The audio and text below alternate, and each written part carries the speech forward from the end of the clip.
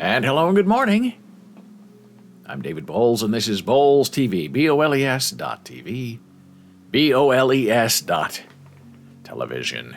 Monday through Friday, here with you, live, 9 a.m., as we try to construct some sort of understanding about this crazy mixed-up world in which we live in.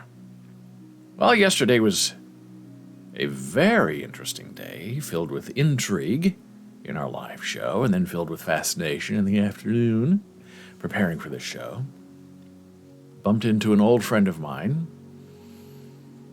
We had an interesting conversation that lasted about 2 hours. And he is very old and, in his words, very Jewish. And I learned a lot of things from him. I asked a lot of questions. I got a lot of answers. And I'm going to share some of that information with you in a moment. Another thing that I realized in chatting with a nurse friend of mine, talking about people who are on motorcycles, on bicycles, and if they should wear helmets or not, and people are more concerned with their helmet hair than they are with saving their lives. And the most wonderful quote came from her that I will share with you now. She says that as an ER nurse, she has never taken a helmet off of a dead person.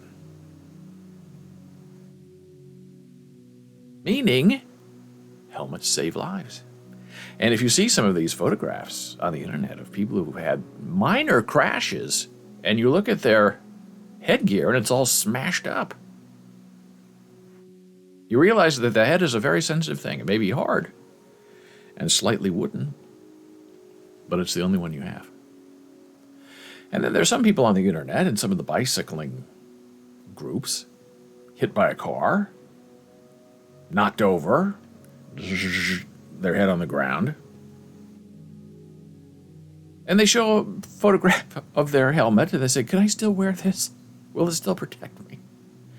And thank goodness most of the people in the group say no. Once the integrity has been breached, even if it's just scuffed, let alone any internal damage, get rid of it. Get a new one. You can't wear the same helmet. And a lot of these helmet places will say, look, if you're in an accident, the expensive helmets, if you're in an accident, send us that helmet so we can look at it and see how it saved you and what injuries you had, and we'll replace it and we'll send you another one. So there's really no excuse for it. A friend of mine back in Nebraska had a helmet on, thank goodness, riding his motorcycle, going to his job at 4:30 in the morning. There's really no traffic. Came up to an intersection, and he had the green light, and some young woman, half asleep, not paying attention, broke her red light, turned right in front of him, and he smashed into her. And was very, very seriously wounded, grievously wounded. And if he hadn't had a helmet on, he would have been dead instantly. Now, he lost a leg, and now walks on crutches. Oh, it's Dora's back.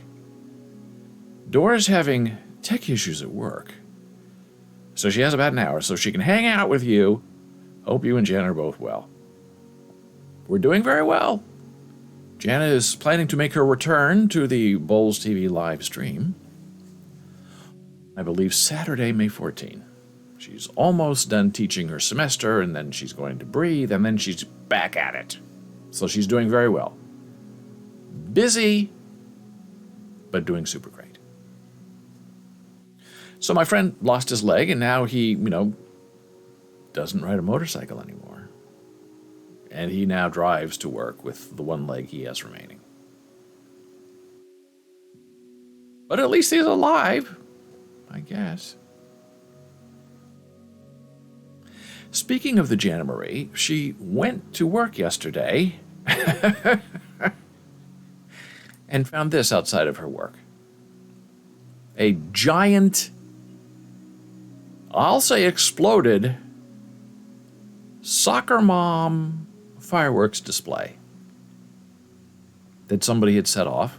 what are there? 12? 1, 2, 3, 4, 4 times 4, 16 things that exploded, I guess, over the weekend. Yesterday was Monday. And it's right in front of the parking area.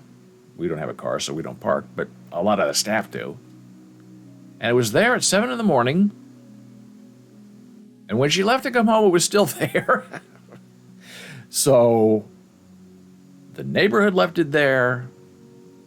The parking lot people left it there. Nobody wants to pick up after a soccer mom.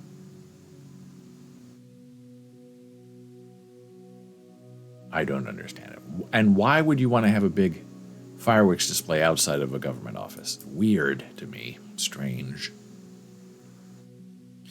So yesterday, for some reason, I was looking at storage. I have Proton Drive, I have my Google Drive, I now have my OneDrive. And I was just trying to think, what other drives do I have? I have a small Dropbox that I liked a lot, and then they changed, they upgraded, so now I don't like it so much anymore.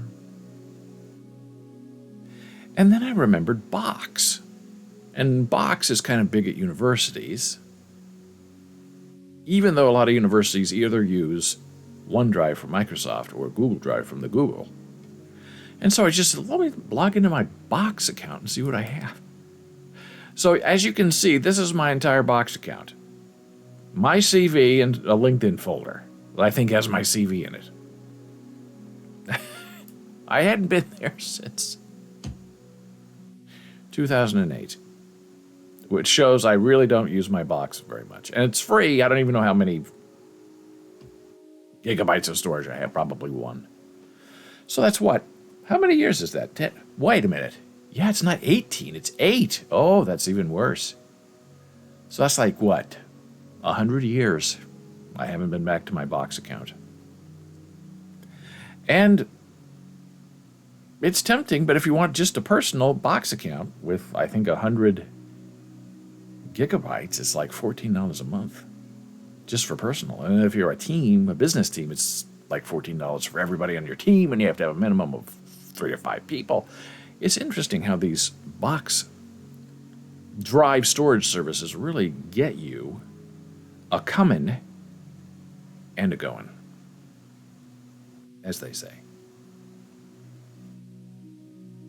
Yesterday, I'll go to my main screen to start this. Yesterday, we had a very interesting conversation about our NFT artist friend, Sabet. And we looked at his new vodka bottle that he's selling, which I find ridiculous. And we watched a video of him designing his vodka bottle. And I happened to also comment that his healingcodes.io are still not selling. And I believe the reason they're not selling is because it is slightly cultish. That Sabet appears to be wanting to be the head of a cult, and you have to buy a healing code from him. You must then ask him for activation of your healing code, or it's not going to heal you, as I understand it. And the whole thing is just very weird, like he's starting some kind of Sabet religion based on art and NFT. So, it's a little uncomfortable. However, that said, I have a lot of Sabet art. I've shown it to you. The icons that I used to use for my online presence, for my podcast, and for this live stream was one of his ugly kitties holding a microphone. And as you can see, that's out. What happened? Well, yesterday, Sabet kicked me off of his Discord server. And if you are a fan of this live stream, as I know you may be, or a fan of anything I've written over the last 25 years, you know there's no such thing as a coincidence. So I get this. I post something on his server, and I get kicked off, and I try to rejoin, and I get this message, unable to accept invite. So I try again, I can't get in. So I'm thinking, well, that's interesting. I talk about my friend Sabet in the morning, and a few hours later I'm kicked off his server. Gordon's here! How strange. Yeah, strange and intriguing. So I, went to Sabet and asked him on Twitter what's going on, and he didn't know. So I thought, okay, I get it. And then later there was some kind of thing sent to me that, one of our bots kicked you off, and now here's the problem, Sabet. I have that same bot on this server. It's called Alt Identifier. And it tags fake accounts and people who are trying to cause trouble, and bans them, moderates them, kicks them. And you, Sabet, are in total 100% control of what that bot does. And you can identify individuals, you can kick them to say, I didn't kick you off, my bot kicked you off. Because I use the same thing here. Not for people that I know and who are already a part of my server and my community and who spend a lot of money on my artwork. No, I don't do that to them. It's to people who are trying to get on here and troll. They immediately get kicked off. And since I use Alt Identifier and I pay for it for my server, I know that on the Alt Identifier website, my account that I was using on the Sabet account is verified, accepted, and paid for. I don't believe Sabet pays for his Alt Identifier. Maybe he does. But from what I saw yesterday, it didn't look like he does. And that's fine. There's a free version and there's a paid version if you want to go deeper. And I like to support people and projects, and so I give them the $5 they need a month, whatever it is. So I know I'm strictly verified and vetted by that bot on my site that Sabet uses on his site. How does it happen? Oh, we don't know. The bot kicked you off. So I thought, okay, well, that's too bad. That's a divorce. I supported as best I could. And so, yesterday afternoon, last night, this morning, took a lot of time, I removed all Sabet's artwork that I could find on all of my accounts. Twitter, the Facebook, here on Twitch, and Discord, and on and on and on and on. So now I have all this Sabet artwork that I can't do anything with, because I'm not going to support him. I'm not going to talk about that. There's no such thing as a coincidence. And I'm not angry. He can do whatever he wants with his life, and I can do whatever I want with my life. But it does feel like a declaration of war in some ways. So I said, well, I should, sell some of this artwork because I'm not going to be using it anymore. So you go on OpenSea, and I realized right away why people are excited about Coinbase, because you go to OpenSea, say, I want to sell this for, let's say, $1,000. And OpenSea says, okay, we'll sell this for $1,000. By the way, here's your gas fee. Here's your gas fee. Plus 10% of your sale goes to the originator on the secondary market, which is fine. However, what I didn't realize is the gas fee to list and the creator's cut is paid up front by you as the seller. So for me to get rid of, and maybe I should just burn all this stuff, I don't know, to get rid of a Sabet was going to cost me $151. I thought it's going to cost me $151 for a divorce of one piece of art, and I probably have 15. I'm not doing it. So I guess I'll have diamond hands and hold forever, or someone makes me an offer. Hey, I want that. Fine. I sell to you, you pay all the fees. Dora says, read about the increasing gas fees. Yes, they're going up. They should be coming down in a year or so. Yesterday we showed the gas fees from, I believe, Saturday.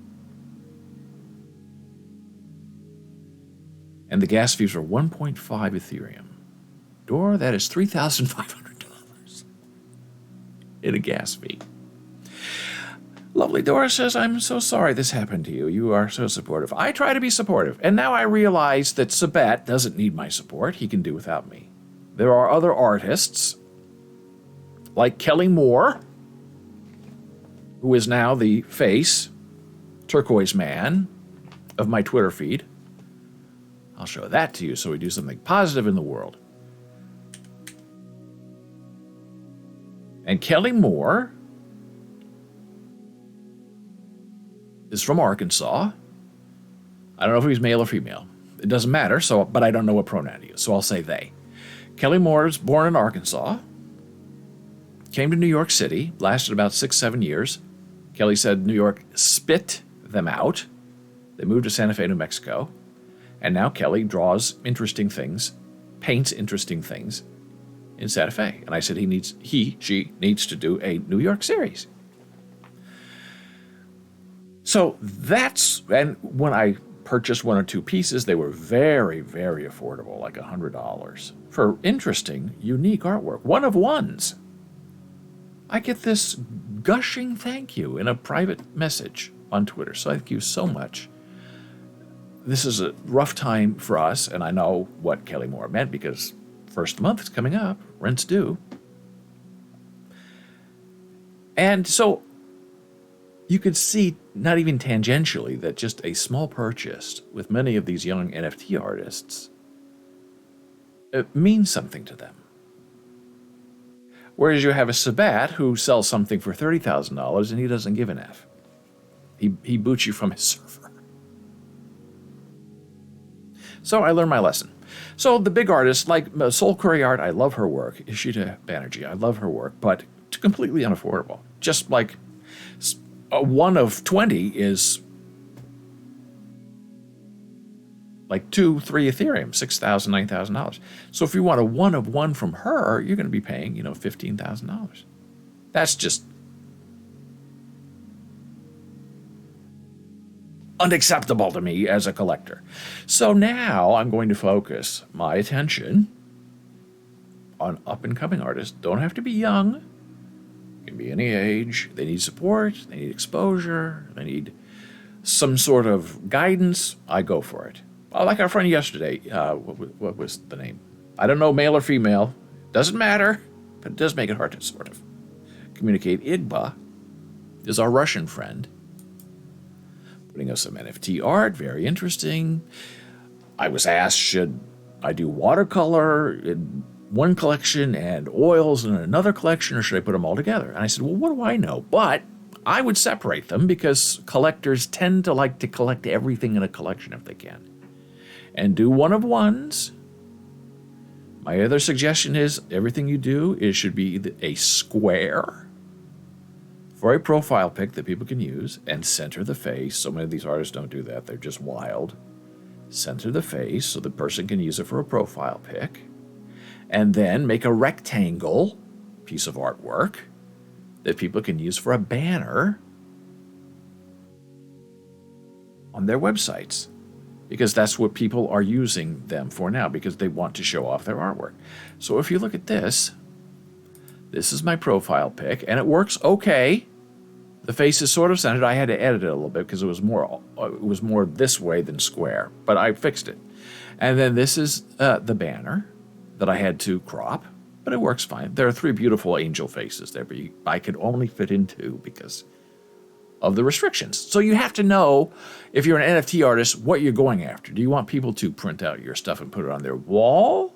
Probably not, because if it's an NFT, it's going to be electronic. What are you going to do with it? There are places where you can go, space.io. I think you can have a virtual museum. People don't really go there. They don't interact. They interact on Facebook, on Instagram, places like that.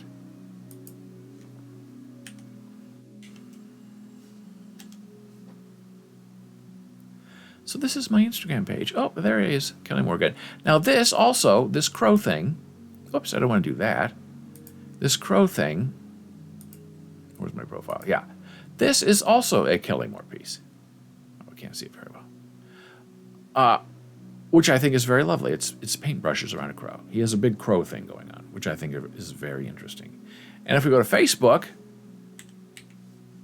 and Facebook has changed everything all around. Now, this is going to the wrong account. But it is the right account. Okay, this is also Kelly Moore. See? Totally affordable stuff. You get 10 times the value that you do from one of these established artists. So this is a profile pic. Scary face. This is a crow on a ledger, which is very interesting. And then we go to that's my personal page that I really don't use for anything except to manage my big page, which I guess you don't have to do anymore. Now you can manage your page from your page.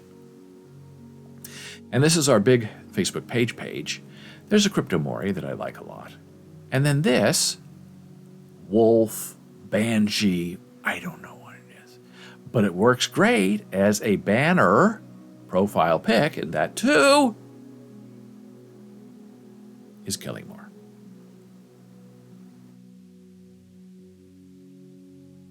So, there you go.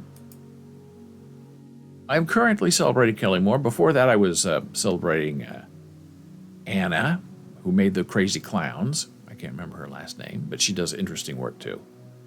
And she's also produces a lot of work. But the one thing about, you think you see something that's very thick and oily, that's an NFT, and think, gosh, that's neat. They scanned it, they took a picture. And then you see behind the scenes of some of these NFT artists, and they're doing all of that thick oil work on their iPad.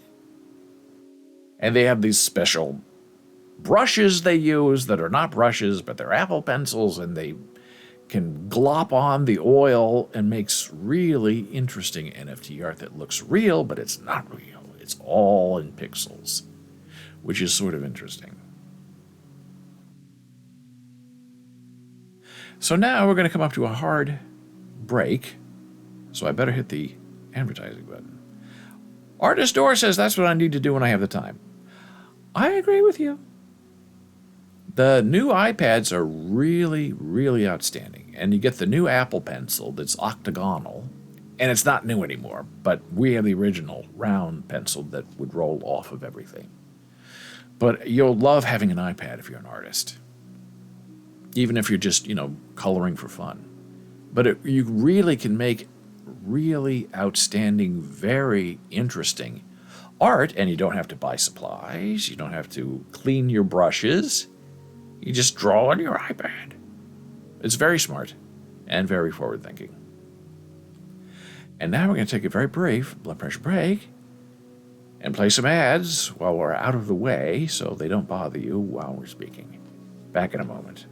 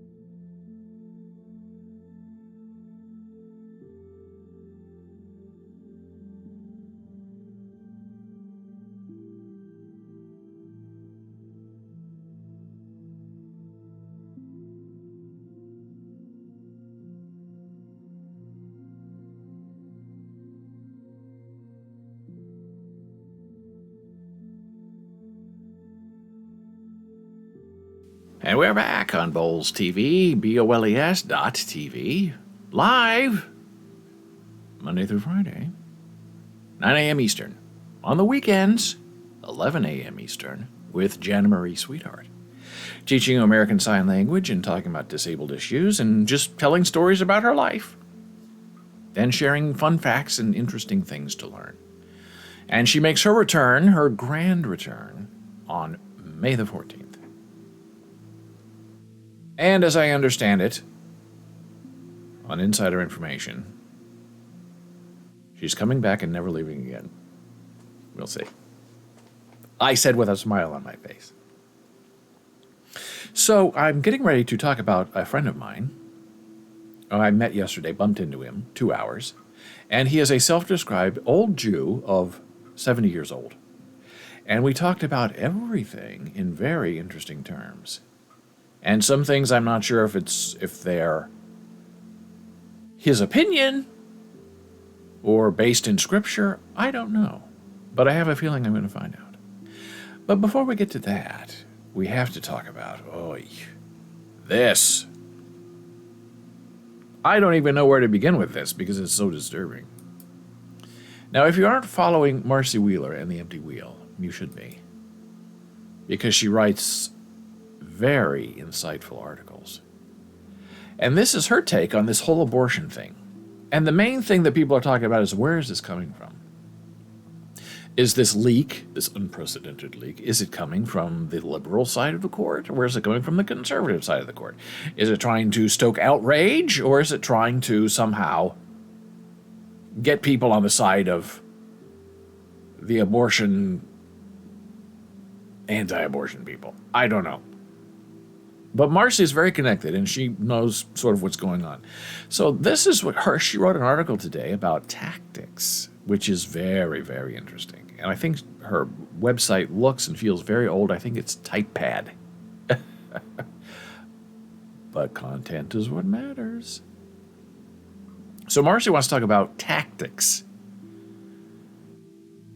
This leaked draft opinion, while not unprecedented, is almost that momentous. That the leak of the draft will in no way affect abortion access after June in any case. Since the oral argument, there was never a doubt that Casey, at least, was going to be effectively overturned. The only suspense then and now concerned the scope of the rights of the Supreme Court eliminated and how John Roberts will vote. And, the abortion thing is first, then privacy, which means gay marriage is going to be out, and then contraception. The day after pill, condoms, birth control, all that's going to be gone. Maybe not commercially, but substantially as paid for by a government service. The most hacktivist 5 judges support the Alito argument. And CNN reporting it's almost as important as the political leak. John Roberts would have voted to uphold Mississippi's sharp restrictions on any abortion case, which we understand. But it gets more interesting.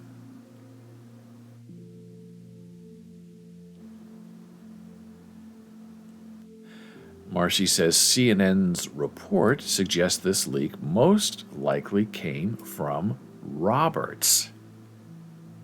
Then the most likely other source, the retiring Stephen Breyer.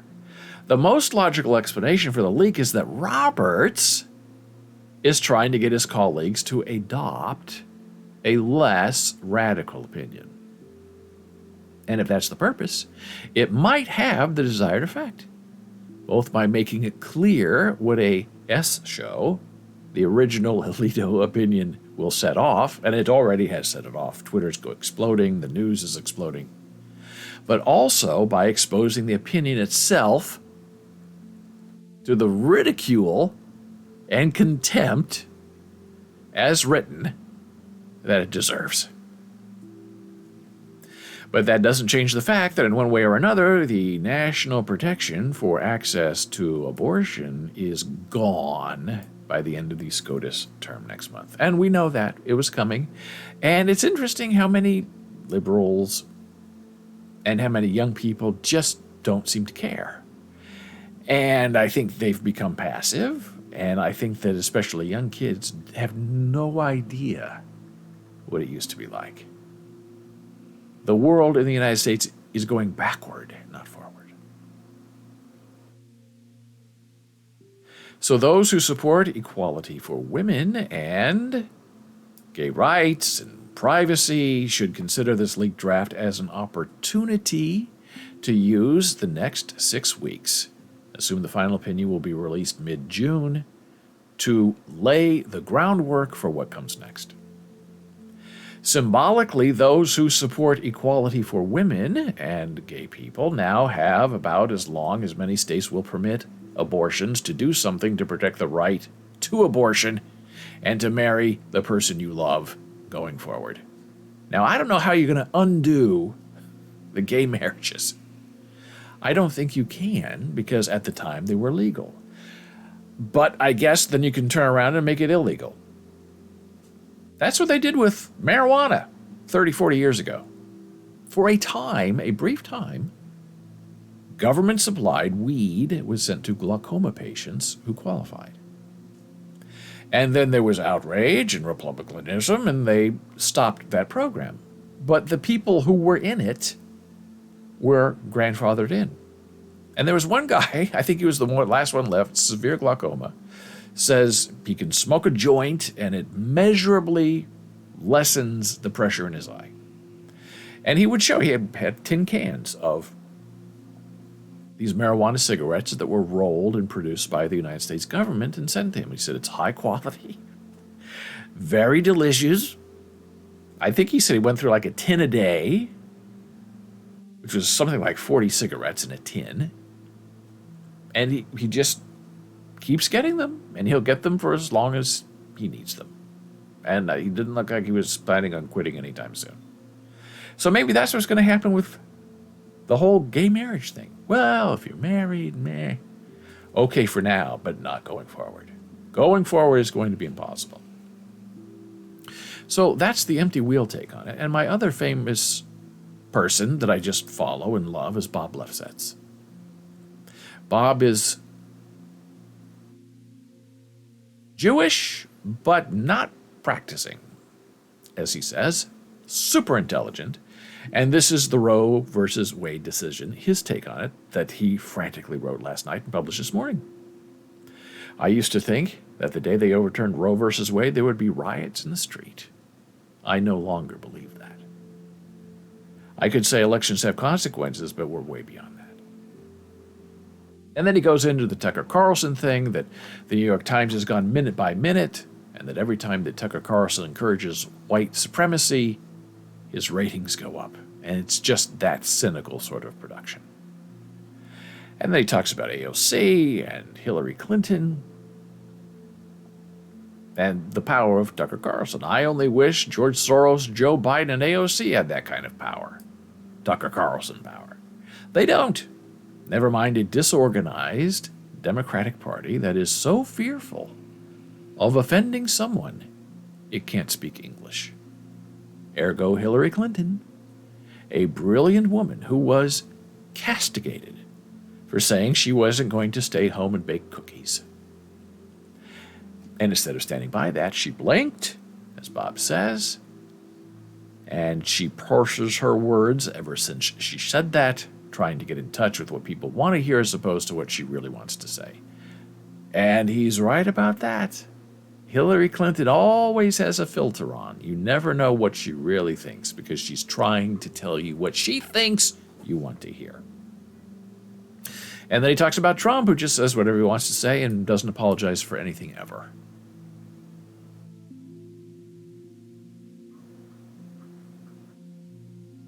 And then he talks about abortion and how difficult it is and how the right wing will say, oh, all babies are important. If you don't want your babies, put it up for adoption. And then Bob goes on to say he knows people who gave up their kids and always regretted it. He knows kids who were adopted. And even though they were loved and supported, they really weren't because they were not biological children. Now, agree or disagree, he makes an interesting point that all children are not born to be loved by someone. And then he talks about his pregnancy scare when he was with a woman. And it's just a very interesting take on all of this. And talks about the difference between California and Texas. And how Mitch McConnell put his hand on the scale and denied Barack Obama a Supreme Court pick. And I can't believe there's no outrage about that at all. People just don't care because they think it doesn't matter. Doesn't Mitch realize he's undercutting much of the public's belief in government?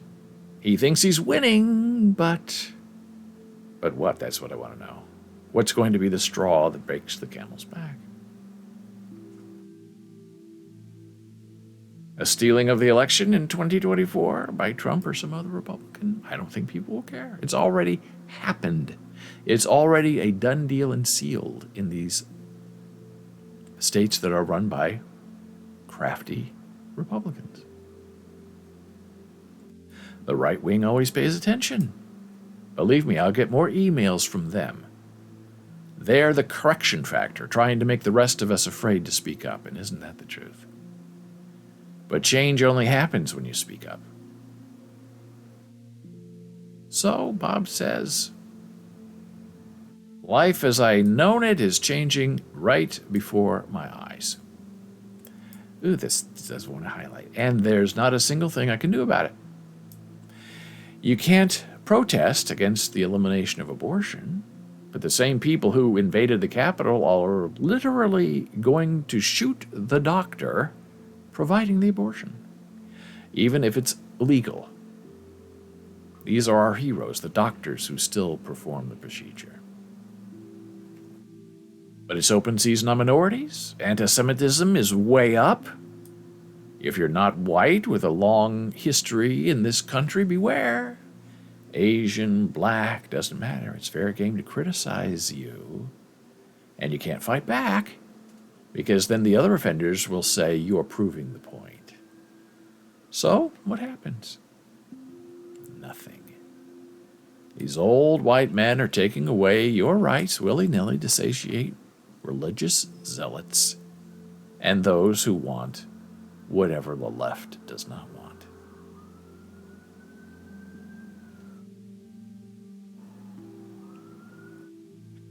I'd say, Bob says, to be very afraid. But you've got fear fatigue. You feel hopeless? They keep telling you to vote, change the system. But we do, and we did. And they say our vote doesn't count. And no change happens anyway. Look at Joe Biden. 2 years, he's fumbled it away, just like Obama did. 2 years. Maybe there's a momentary finger in the dike, but then the water keeps pouring through. I feel sad for younger generations. I feel sad for those who have children.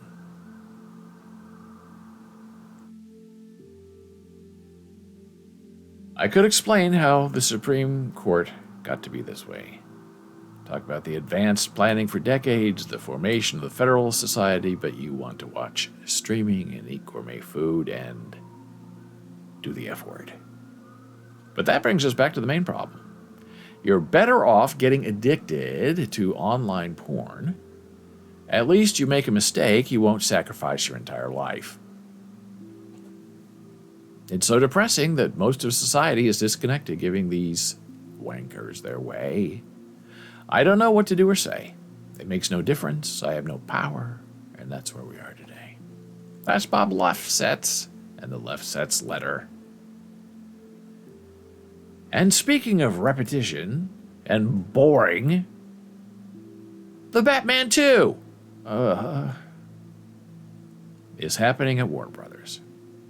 Matt Reeves is returning to direct the sequel with Robert Pattinson. So, Batman, the Batman, rained in every scene. Batman 2, snow probably in every scene. Who knows? But we know that they like to do these movies in cycles of 3. So there's Batman 2, and then they're going to do Batman 3, and then Robert Pattinson will want too much money, and they're not going to make any more movies with him. Gordon says it was basically inevitable, given that Joker end scene. Yeah, and there's also a promo, right, where the Batman is on some building, and there on the side is the Joker saying, "Be careful, my friend." So yes, we knew the Joker was coming. I like that they used someone other than the Joker in the first Batman. The Batman. The Riddler. But now we're going to have a whole nother... I mean, who's asking for the new Batman? Warner Brothers is. But it's not just that. Oh no! Avatar 2 is finally coming. Avatar, The Way of Water. Now, is anybody asking for Avatar 2? Art Historia says, I saw the latest. It was visually stunning, but too much going on and too long. You're talking about The Batman? We talked about that, I think, last week. And it was very long. And I thought Robert Pattinson did a good job with a very, very limited, terrible role. Because Batman is fun, he's different, he's sexy, he's silly, he has technology. Malika, she's asking that and the plush of every cute thing that will be in the movie. Are you talking about Avatar? Because as somebody said, it was very interesting that Avatar is really a stalking horse for what's happening to black people in America. And you can't make a story like that about black people because white people won't go watch it. So you make them blue, but you give them African hair. Yes, Gordon says, she loved Avatar so much. Well, that's interesting because it was very violent. It was all about fighting people. So it's not just going to be Avatar 2. Oh, no. No. There's Avatar 2, 3, 4, and 5 also coming. So I guess if you're into that, and you're a young child living in Florida near Disneyland, Disney World, you're going to look forward to the toys. And who am I to say? They made a lot of money, I guess, with this. And speaking of a lack of creativity, Top Gun, Maverick. Who's asking for this? Gordon's other child.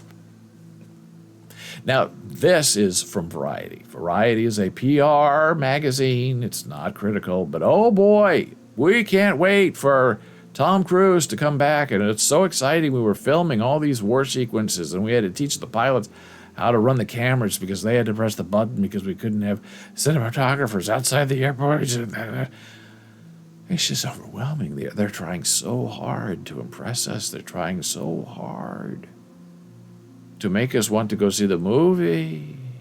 It was such a great film. Okay, I guess we'll see. Oh, it's a blockbuster already. It hasn't even come out. I mean, the original was fun. It was an original because it was original. I don't know if a lot of sequels are as interesting as the original super success.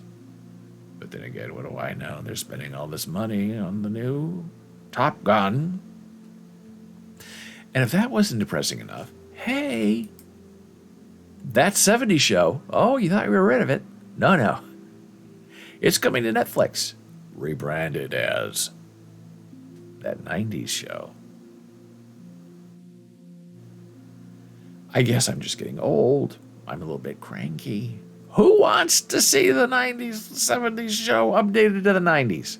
Who wanted the new Roseanne show? Nobody wanted the new Roseanne show. It's all cynical. These are all people trying to make money. Gordon says, Avatar, a violent film. What makes Monica think of when she thinks of Avatar? I mean, am I disremembering? I thought they were avatars that were in machines and movies and shooting things and killing people and murdering the tree. I don't even know what this is. Is this the disabled guy who's the Avatar? Or is this Sigourney Weaver? I'm confused. I obviously don't know what I'm talking about. But it's cute. Looks a little Yoda-ish to me. A little baby Yoda. So is Avatar a children's movie? I've never thought of it that way. But that doesn't mean it can't be. So, if you thought you were done with the 70s show, they're not done with you. That's the baby version, Gordon says, of the alien on the planet. And that's all she likes is cute blue stuffed animals. Well, that's fun. Well, there's your story. Avatar 2 approved by Malco. Now, the 70s show, excellent actors. They're all these guys are terrific. And this guy, Wilder Valderrama, I believe is his name, went on to be on NCIS with Mark Harmon. Wonderful. He did a great job. Topher's been in a lot of movies, great. Ashton, we know him. The women have done well as well. I don't know. I don't think you can play the same moment twice. But people do because they want to make a little bit of extra money. And that's okay. That's the world in which we live. The money defines us. The money is what takes you home and brings you into the world, not out of it. And on that, we're going to take a very brief break, and when we come back, we're going to talk about the interesting conflict between Jewish scripture and the modern world. And I don't know anything about any of it. That's never stopped me before. Back in a minute.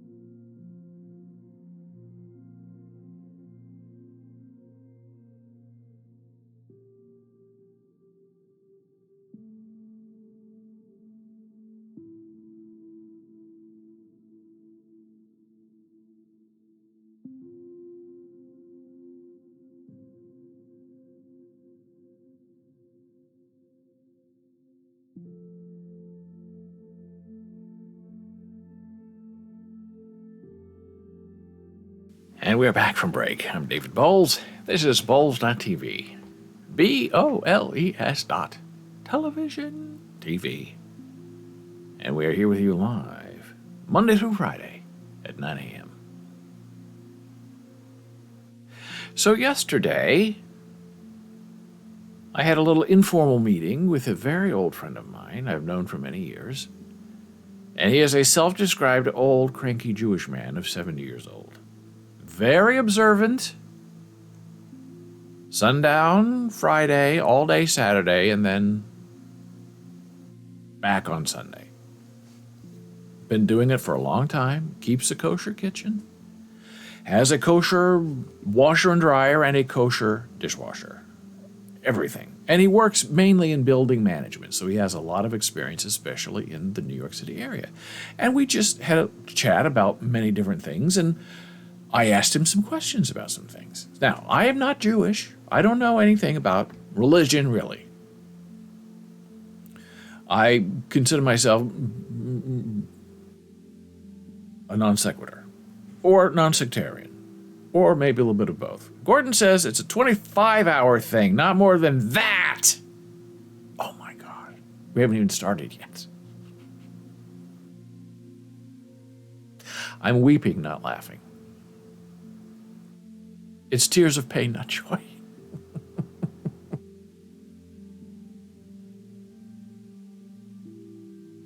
I'm Jewish by proxy in this conversation, but only a little bit, and not self-anointed.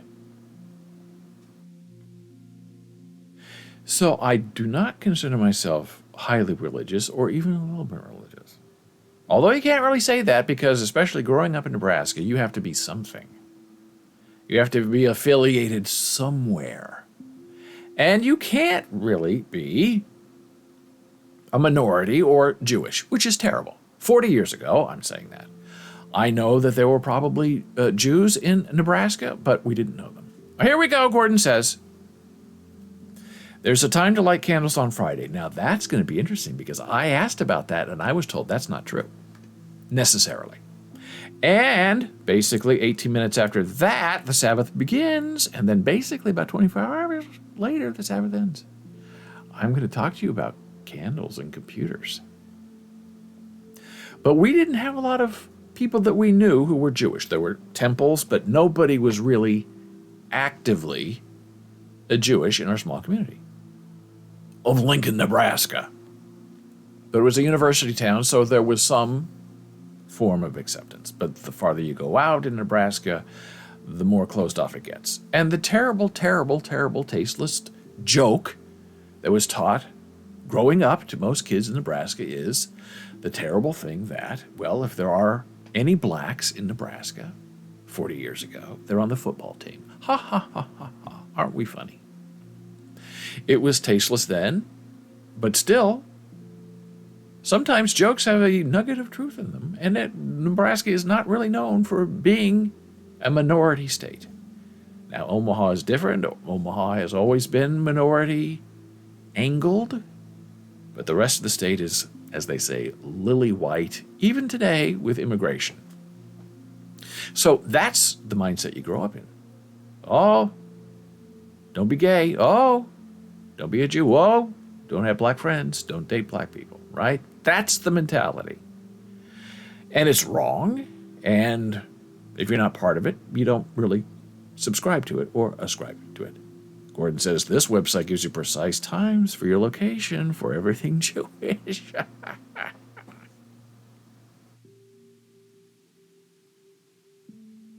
Oh, here we go. Look at this from Gordon. And so, people want to define you as what you are. And if you say, well, I'm not really, hardcore.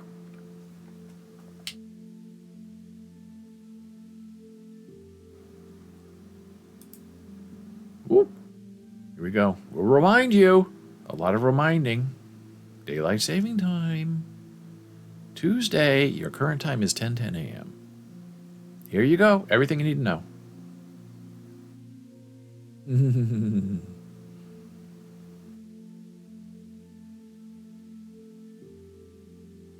Look at that. Ooh, you don't know something, it tells you right there. Very cool. What's the page? Oh, it opened up in a window. So, I remember I was dating a woman once who was very Catholic, strictly Catholic, and her mother asked me, what is your religion? I said, well, click on Friday and you'll see the candlelight time. Ah. Friday. Boom. Candle lighting, 18 minutes before sunset. Change. Next day, Shabbos ends, 8:45 p.m. Some wait 72 minutes until 9:11 p.m. I don't see an explanation for that, Gordon. And I said, well, I was, raised Methodist. And this Catholic mother says, oh, well, that's the most unreligious of all the religions. And how do I respond to that? I'm not really a practicing Methodist at the time. I didn't know anything about it. And I was always taught that the most unreligious of the religions is the Unitarians. I don't even know what they are. I don't know what it means. But I know a lot of people who went to the university who were on staff, and there's a lot of pressure to be religious in some way, call themselves Unitarians. So that's my experience, and then you move out of that circle and into a wider net, and you get to meet more people, and you say, oh, there are all kinds of different points of view in the world. So my friend and I were talking yesterday, and we started talking about Tesla. Because this new building that he manages has 7 stalls for charging your electronic car. And the mistake that he has to deal with is that people tend to park their car there and leave it there, so all the stalls are filled and people who have the other electric cars can't charge their car. So he has to boot them and move them, and then it's a big thing. So I said, ooh, electric cars, that's neat. He said, no, not neat. I said, what's wrong with an electric car? And he said, well, and all this time he was having lunch, and his lunch was very interesting. He had what looked like a giant muffin in a plastic bag, but it wasn't a muffin. It was some kind of bread. It looked like a rye bread to me. And as he's talking to me, he's doing this with his bread in the bag, I guess breaking it up so it's softer. Then he opened the bag, cut off like the muffin top of the bread, opened his package of salmon, put it on there, closed it, and ate the thing. No sauce, no anything, just salmon and bread. And then he had a salad. And it was greens and carrots. That was it. No dressing, not just that. A little dry. But he ate the whole thing. He was very hungry.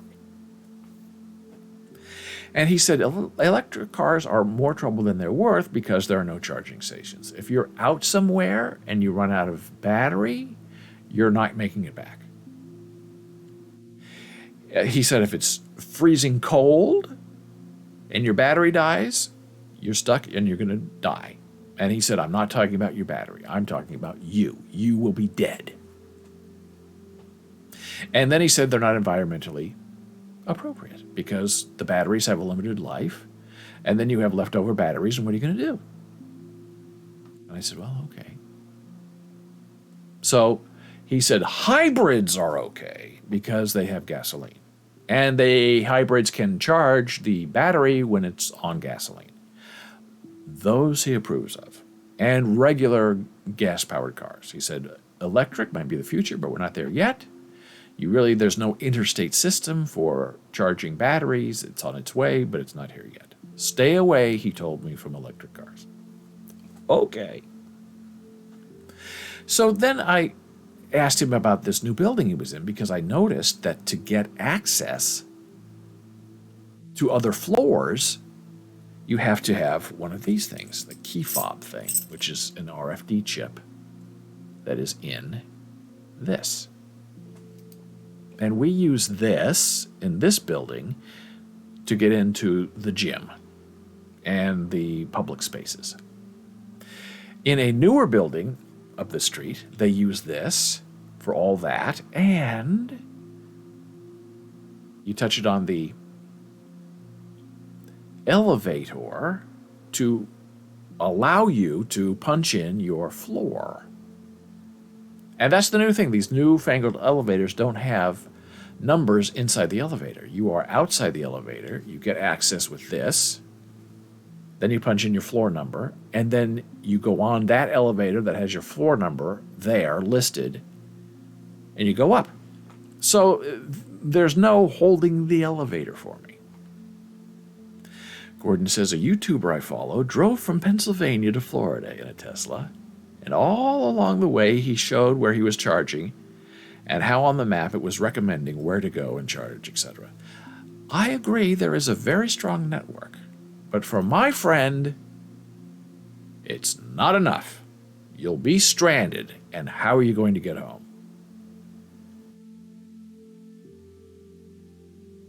So I said, well, that's, secure. You tap this thing. And I said, I sort of miss New York where you had the intercom system where you could call the front desk from your home apartment and get information. I said it was weird when we moved into this building that there's no intercom. If you use your mobile phone and you call the front desk and they answer the phone. And if they want to call you, they send you an SMS. I sort of don't like that. I like the old-fashioned way. And he said, in New York, the new plan is these elevator access, gym access, public space access, and this replaces your key to get into your apartment. You go up there, you touch this, you get into your apartment. And I said, as a non-Unitarian, non-Methodist from Nebraska, well, that's neat. And he said, it's not neat. I said, why? He said, well, I can't use it. I said, why not? And he said, because this is electronic. I can't use this Friday night. I can't use this Saturday to get into my apartment. It's against the law. And I said, Gordon says he sympathizes. And I said, but this is an RFID chip. This is not electronic. You're not turning anything on to use this. It's already on. You're passing by your door, and it unlocks your door. How is that against Jewish law? I have to activate it with the movement of my hand in the air to the reader of the RFID is illegal. It is against Jewish law. No Jew can live in a building like that. And I thought, well, that's new. I don't understand it. But that's new. And then I asked him this. I said, I have had Jewish friends in the past. I went to Columbia University. We had a lot of wonderful, genius Jews. Some were religious, some were observant, some were not. Gordon says, I believe it's because it still fundamentally completes a circuit.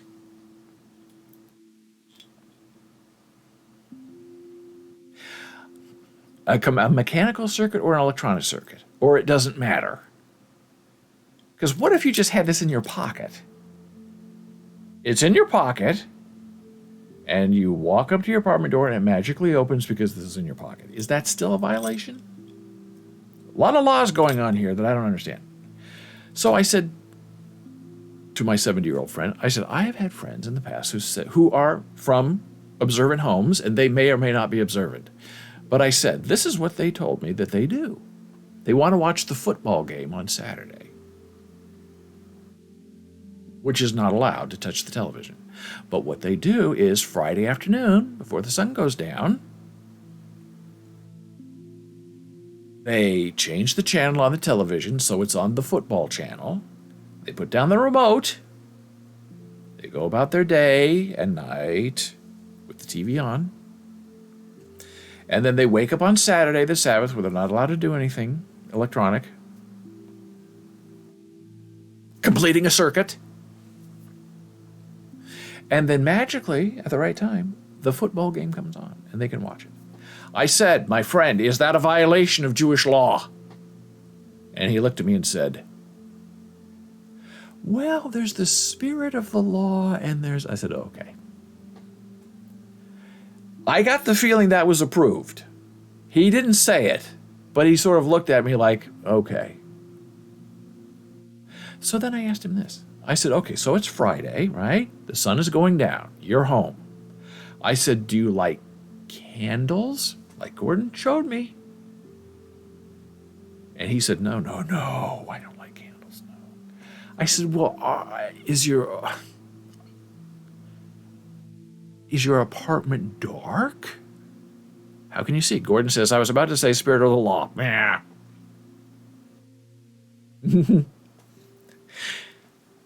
He said, no. Okay, get ready. I didn't say anything, but you can say something. He said, I have it all computerized. I said, what do you mean you have it all computerized? Electric lights can be on timers. Oh my God, we're getting into it. I think that's a violation of Jewish law, Gordon, and I'm going to court to prove it. Because for you to willfully, not you, Gordon, my friend, willfully program your computer to turn on your lights when you're not supposed to have your lights on, you're supposed to be in candlelight, seems to me like you are preconceiving completing a circuit.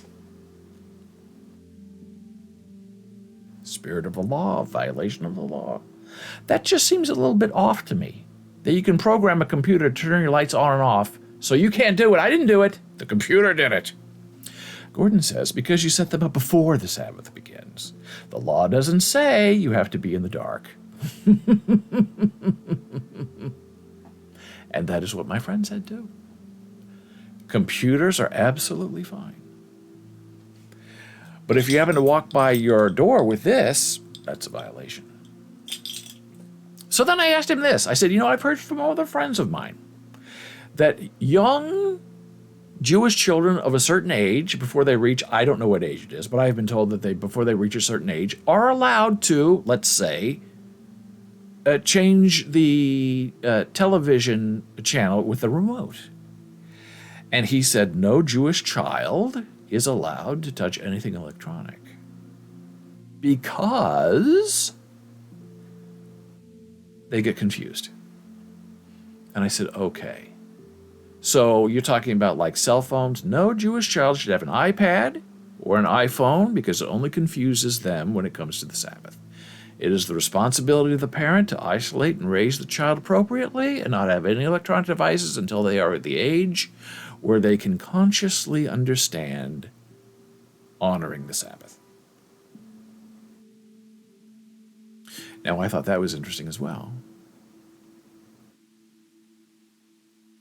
And I know that there are friends who live in Jewish buildings who happen to have non-Jewish neighbors who ask them to, could you press the elevator button for me?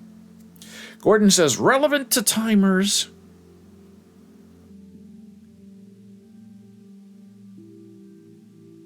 This part I admit I don't understand. How a timer is allowed, but an RFID chip is not allowed. Timers on Shabbat. Why is it permitted to set a timer? Isn't that just a cop-out, not being able to turn on the lights yourself? If you can set a timer, why can't you program a computer to perform a whole series of Shabbos activities? What do you think, Rabbi? The rabbi responds, the rule: on Shabbos, one cannot perform creative activity. Connecting an electrical circuit is deemed a creative activity. Oh, it's so complicated. However, setting lights on a timer on Tuesday isn't that creative? I think it's very genius. And having them go off on Saturday while I'm somewhere across the country is obviously not called performing a creative activity on Shabbos. But you're having someone or something do the creating for you. It just comes off slightly disingenuous. Not that I'm one to argue with the Jewish faith. I'm just here asking questions, having a conversation. The only reason why someone would think that a Shabbos timer is cheating is based on a misperception that Shabbos is all about suffering and denial. I don't think it's about that at all. I thought it's about respecting God and God's law. Actually, God wants us to enjoy life, so he gave us certain guidelines. Example, spend one day with your family and don't run off in a million directions. But within those guidelines, we are encouraged to use our creativity. Well, there you go. It's interesting. I guess there's a reason and an explanation for everything if you try hard enough. And that's not any kind of put down. Now, my friend also said this about raising children and about having families, and he's 70 years old and the life has changed. And he said this. He said, to live a strict, religious, observant Jewish life today is very difficult because there are so many temptations. So many what ifs and hey, we could try thises. And he said, this was his phrase, you have to set up a very strong fence around you and your life and your family. Because there are so many temptations out there. And there's no, well, I could just hop over the fence, I could put my hand through the fence, I could sit on the fence. He said the fence is there to be a fence. To set up the rule, the boundaries, the law. You don't go past the fence because the fence is there to protect you, and the fence is there to keep out these otherworldly temptations. So I understood that, but it also seemed a little bit sad to me that he feels that he's living inside of a fence. And maybe you have to do that in order to protect your beliefs these days.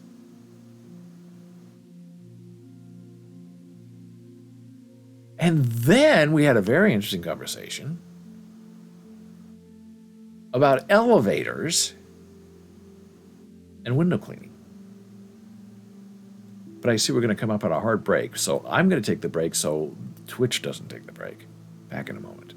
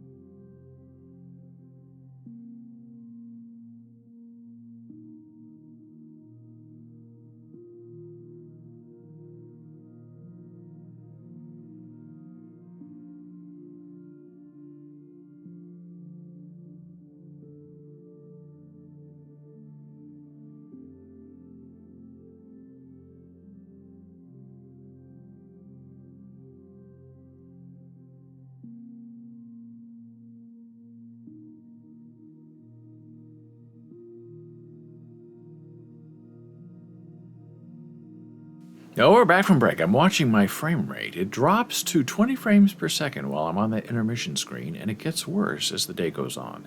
And now we're back up to 60 frames per second, which doesn't make sense because this is a live stream. Maybe it's the animation that goes wrong. I don't know. But we are back here on Boles.tv, BOLES.tv.television, Monday through Friday, 9 a.m. Eastern. And while we were on break, Gordon said, in a sense, we put up many fences. You have fences to preclude nasty people from coming in to write things here on the live stream. I do. And my philosophy is, I think it's unfortunate that I have to do that. I wish that people were better behaved. Whereas my friend says I put up fences to prevent temptation and interference in my life, which I guess is maybe the same thing or maybe it's different. Now, my question is, let's say that I were with my friend and I have this AirTag that helps me find my keys if I lose them and my RFID thing. Now, if I happen to go in and out of my apartment, do I have to take this off my key ring and off my key ring because it would be illegal? Or am I allowed to carry it with me if I'm not creatively using it? And that's an honest question. I don't know.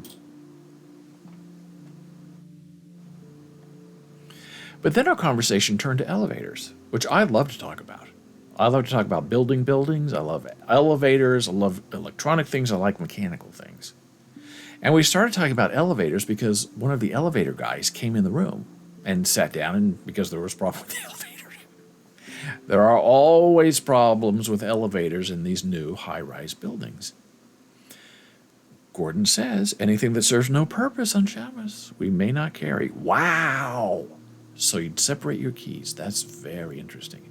Now, what is your decision, Gordon, on electronic devices for children?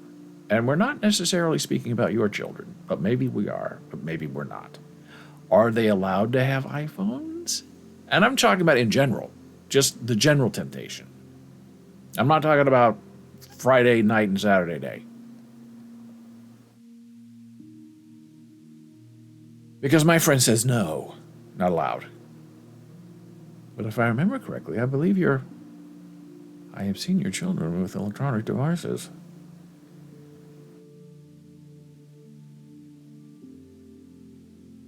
So I've talked to this elevator guy before because he also works in our building. I like him a lot. And I talked about, elevators and people's fears. People fear falling. He said it can't really happen in a modern elevator. I said, what about getting cut in half? And he said, well, the other day in New York. That's what scares me, is being stuck in an elevator, getting out, and then it moving and cutting you in half, because it does happen. Gordon says, I think in general, given the plethora of things you can use to help educate them, children, for free, Khan Academy for Kids, for example, it's well worth allowing them to use with proper parental guidance. Well, there you go. That's very reasonable, and I think inevitable, because you want your kids to be smart. And when they have access to Google and information in the tips of their fingers, how can you deny them that? If only I had Google growing up, I'd be so much smarter. So I asked my friend, other than cutting people in half at OTIS elevators, what is the number one thing that determines if an elevator is going to be good? And I was very surprised by his answer. He said the number one influence on the quality of elevator service in a building is if the builder allows the elevator shaft in the high-rise to properly cure. He said in these big modern buildings, there's a push to build fast and tall and to not wait. And when you rush it, the elevator enclosure is rough. It goes one way, it goes the other way. It's not solid up and down. Gordon says that, and you can only hope they stumble upon, procreate, and make something beautiful worth of minting on Coinbase to pay for their future college education. Absolutely right. Put them to work as early as you can. Head down, eye on your iPad, use the thick oil. It's selling better today. And he said that the modern builders will not wait because it takes, like he said, 2 or 3 months for an elevator shaft to properly cure. And they're building a new big thing of justice, a new Department of Justice here in Jersey City, like 2 blocks away from us. Huge. It's like 3 blocks. It's replacing all the jails in town. And I've noticed for at least 6 months, they have these giant columns, like 6 of them, all over these blocks. And they're just standing there. I'm thinking, I know what that is. They pour the foundation, waiting. They pour the columns for the elevators, waiting. And this is not a high-rise. This is maybe like, 10 stories. But they're waiting. And the modern builders won't wait. And then they install these elevators, and they don't go up and down properly. The problem they were having yesterday in the building is that the cables in the elevator were fraying. Yeah. And he says it's not really a problem because there are actually 6 thick cables, and each cable is made up of a lot of individual cables. So 5 cables can break, and that one cable is enough to move the elevator safely. But he said it's a little concern when some of the strands on one of your cables are fraying.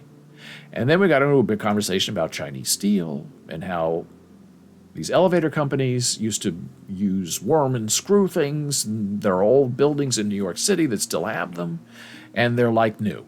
And they've been in use every day, 24 hours a day for 80 years. He said it's not that way anymore with the motors.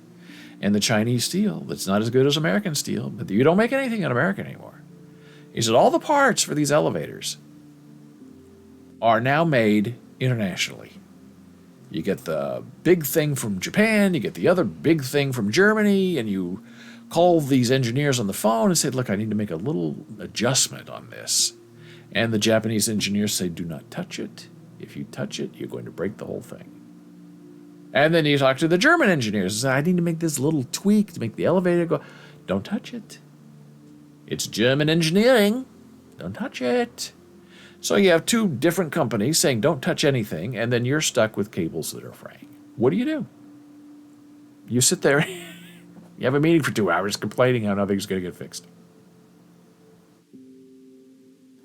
And then we had this conversation about these giant, large, monolithic buildings, and how they have these devices on top of the building that are like arms, right? They come out, and then the window washers go and wash all the windows, which I find ridiculous because if you're going to wash a window, you have to do it regularly, like once every 2 weeks, because they wash it once a year, 6 months, whatever, because it takes like 2 months to wash the windows of the entire building.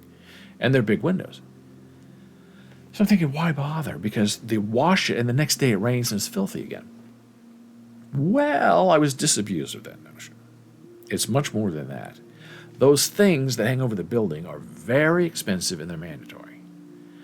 The one in our building, I understand, is $1 million, and the one in the new building is $2 million.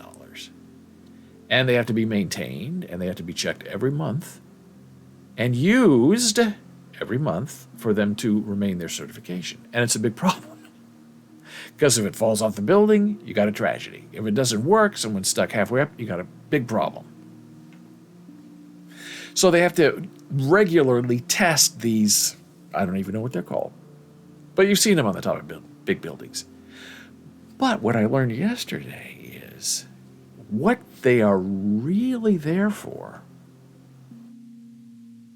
is to replace windows.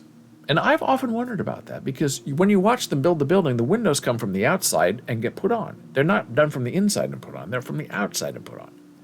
And I'm thinking, we have big windows here. If someone broke a window, how would they get in here to fix the window, pull it in, and then put it back? That's not how they do it. And in the big building next door, on the 66th floor, I saw them working on it 2 weeks ago.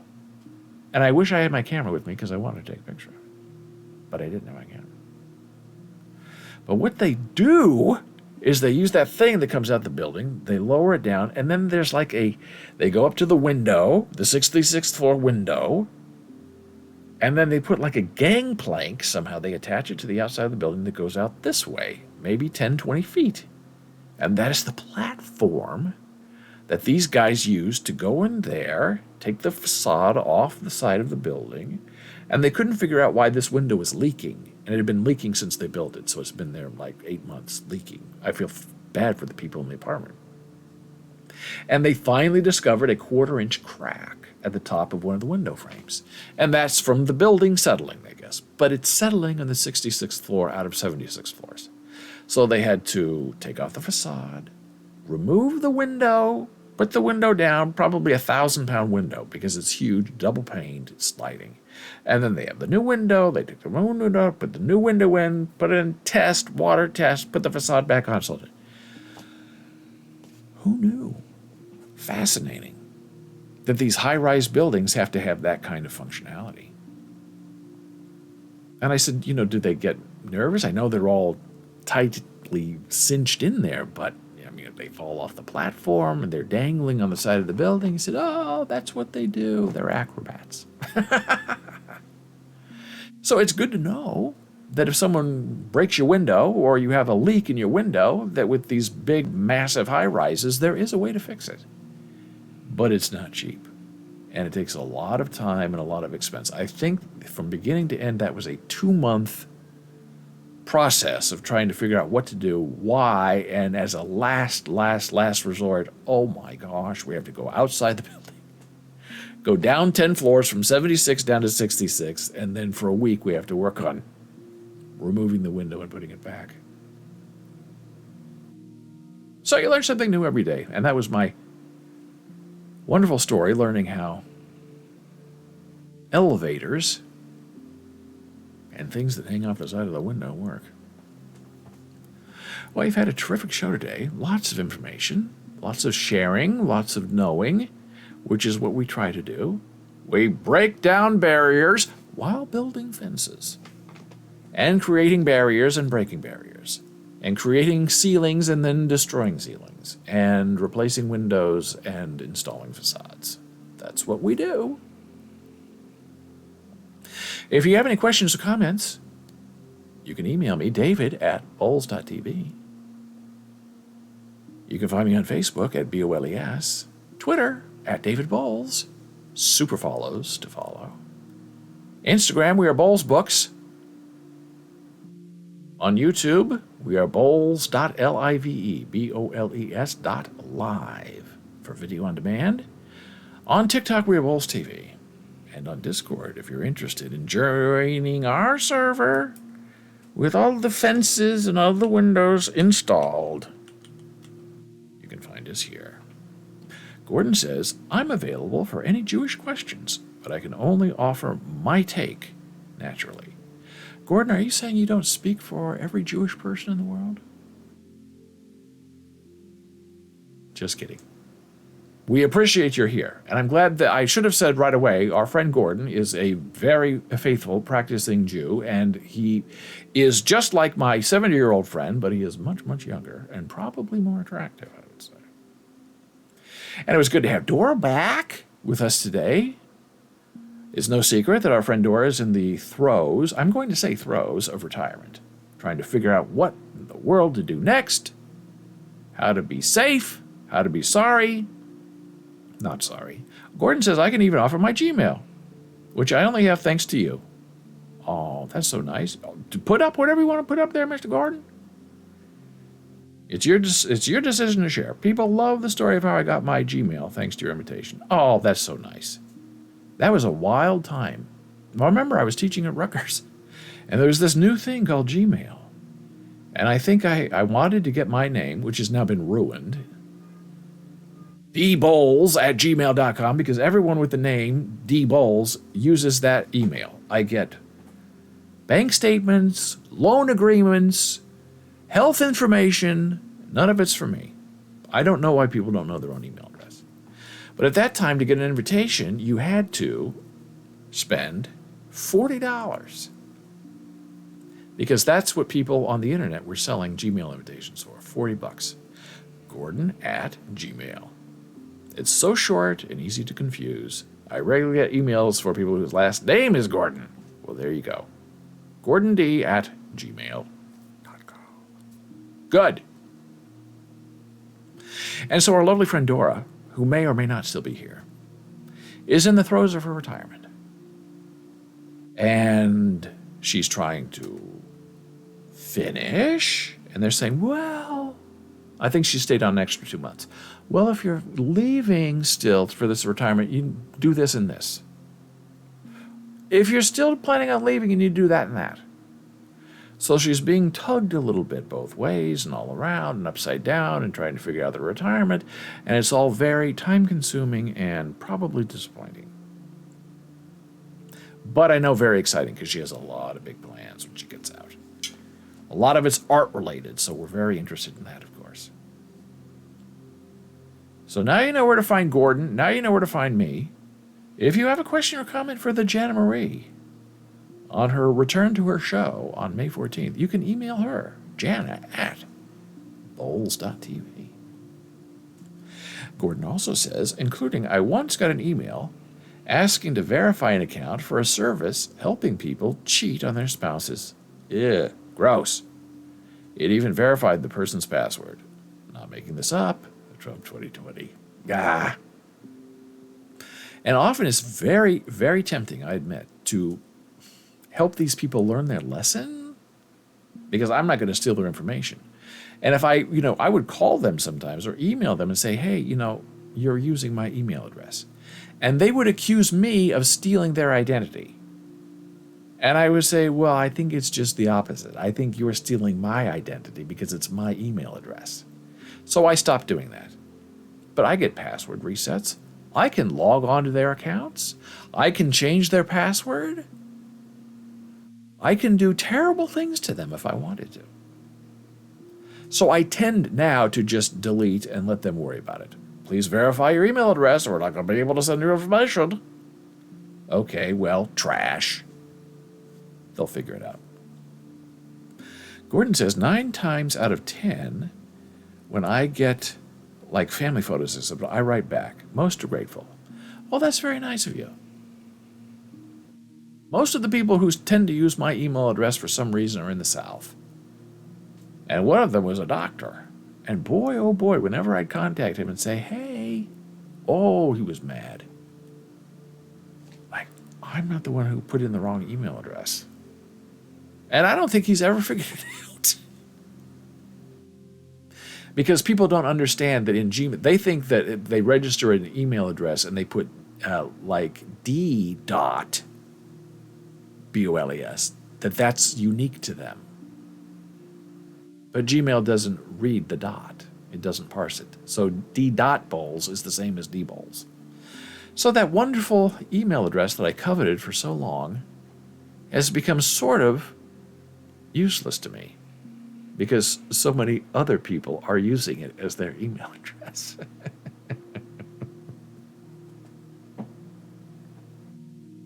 A lot of crying today. And a lot of laughing and a lot of joy, which is just what we do with a complicated life.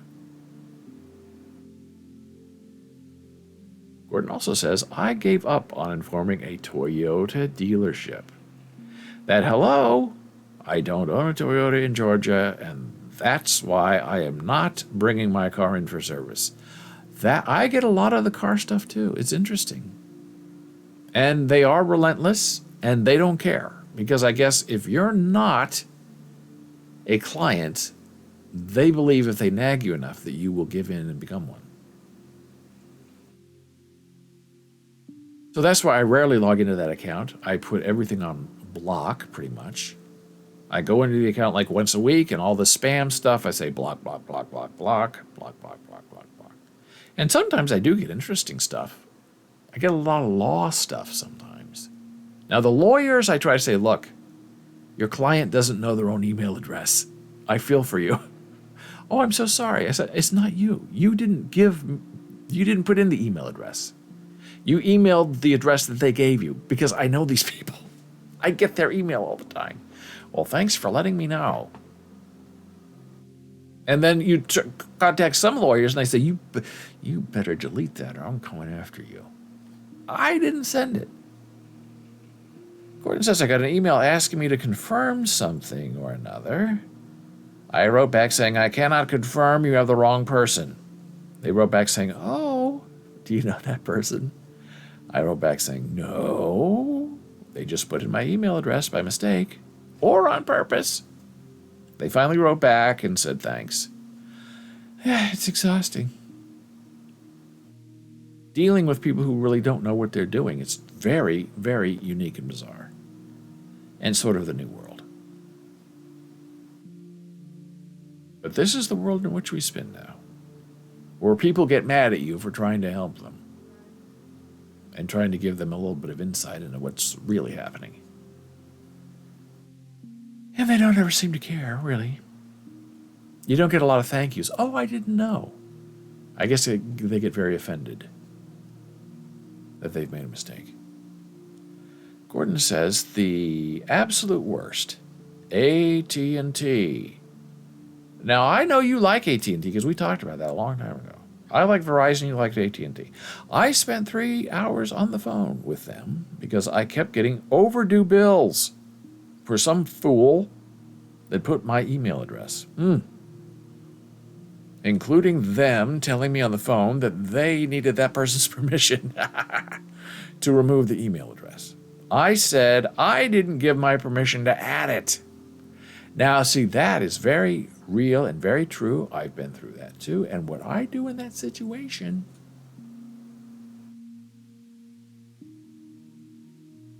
maybe, I go in and change the password. I don't change anything else. I change the password. So the people try to log in with my email address and use the wrong password, and then they have to fix it. They have to go prove their identity. And you'd be surprised how many businesses do not ask for email verification. Because if they would do that, you're saying this is your email address, well, we're going to send you an email. You confirm that's your email address and then do it. And some companies do that. And they say, if this is sent to you by mistake, click here and we'll remove you forever. And I click there, and I am removed forever. Gordon also says, I am now a Mint customer. I spend less in 6 months than I used to spend in one.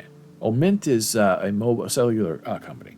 Spend in one Mint Mobile, because there's also Mint, which is like financial thing. Then I spend in one, and I'm very happy with the service. Well, that's interesting. That's the, is it Ryan Gosling? The actor who does the Mint Mobile commercials. He's funny. Great commercials. Is that on the Verizon network? I can't remember what network they're using. Ryan Reynolds. Right.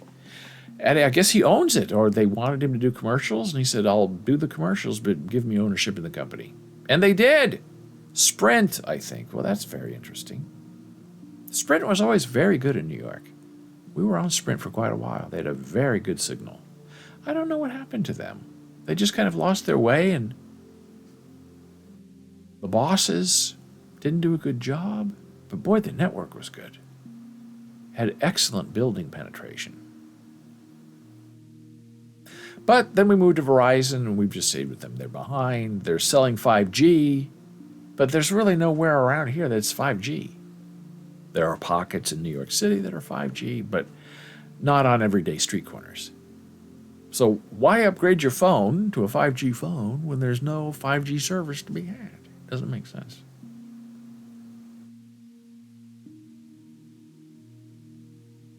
So if you have any questions, email Gordon, email me. It's all right there in chat. And until tomorrow, I will see you. I hope you have a wonderful night, a good nap, a happy evening. Gordon just said, I just got my COVID PCR test results from a test that I took in Vermont. Oh my gosh, you're in 2 places at once. I hope they don't come after you. Now that's very disturbing because that's somebody's life. And how can you help them? How can you fix them? And I have called people because I get their email and their phone numbers there. So I have called them in the past and say, hey, this email address is not yours, it's mine. And they don't believe me. It's the weirdest thing. Yikes, Gordon says. Oh boy. That's unfortunate. That is really unfortunate. And we're dying to know the results of the test. But maybe you can't get in because it has a PIN password on it or something.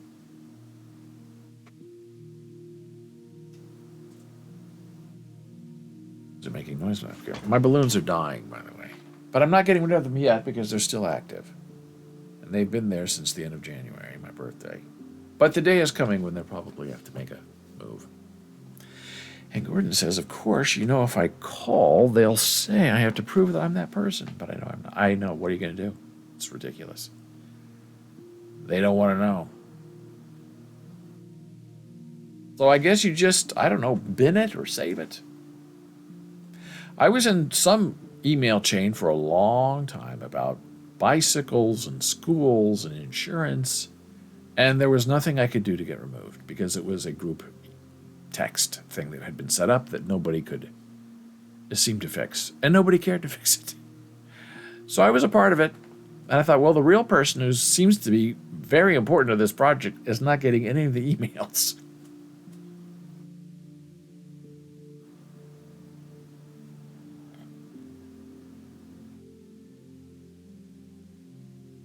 So if you have a nice nap, that's a good thing. Don't sleep longer than 20 minutes, though, because if you sleep longer than 20 minutes, you're going to be very groggy. 20 minutes is refreshing. 10 minutes is good for concentration and meditation. 20 minutes is good for restoration. And if and when you wake up, I hope your soul is filled with joy and longing and no suppression of good things. So until tomorrow, I will see you. Have a lovely, be strong, build fences, create boundaries, break down barriers. I'll see you tomorrow.